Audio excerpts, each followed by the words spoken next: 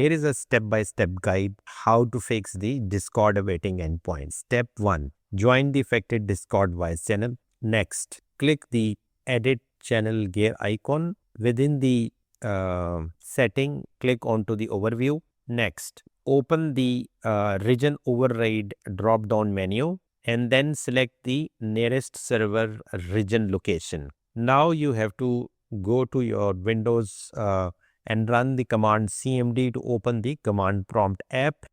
In the command prompt app, you need to type this message or command ipconfig/flush DNS and hit enter.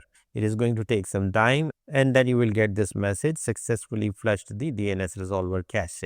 Next, open the discord.com, download the latest installer, open your active VPN software application and click the disconnect power button. Now, open the privacy and setting within the Windows setting option, and then you need to allow an app through the firewall by clicking here and adding the exception to Discord, and that's it.